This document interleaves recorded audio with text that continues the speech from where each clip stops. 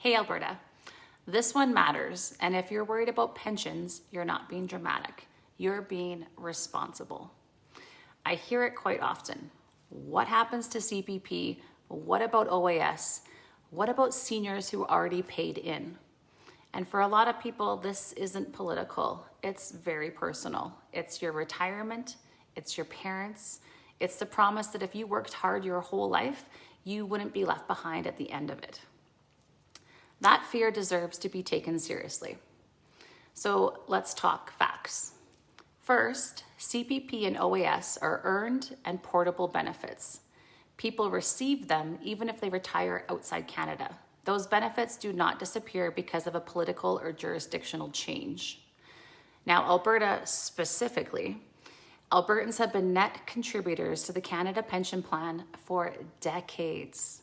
In a recent year, Alberta workers paid about $8.2 billion into CPP, while Alberta seniors received $5.1 billion back.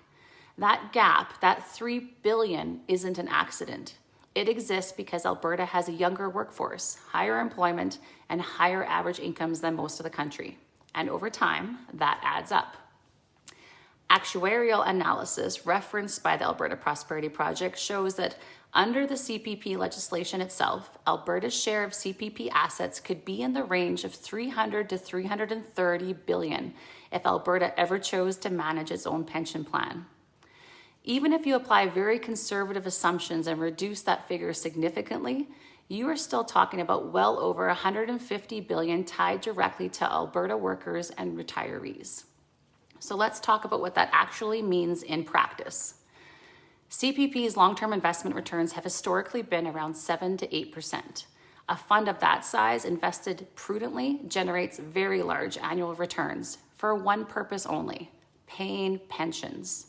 Because Alberta has more workers per retiree, higher lifetime contributions, and a younger demographic profile, the analysis shows an Alberta managed plan could pay higher benefits to seniors, potentially more than doubling current CPP payouts, while reducing contribution rates for workers, potentially by about half. Not by cutting benefits, not by increasing risk, but because the math works differently for Alberta than it does nationally. And this part matters. That money is for pensions, not for general government spending, not for operating budgets. Any responsible pension system is a trust, legally protected, professionally managed, and dedicated solely to retirement security. No serious sovereignty plan involves cutting seniors off, breaking promises, or gambling with retirement income. That would be morally wrong, and it would fail immediately. As a farmer, I think about stewardship a lot. You don't gamble with what someone else depends on. You protect it, you plan carefully, you leave it better than you found it. And that's what this is about. The fear around pensions is real.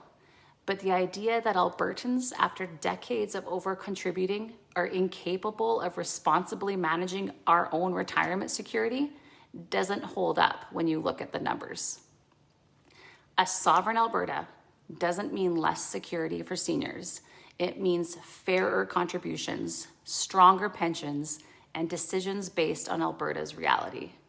And that's not reckless, that's responsible.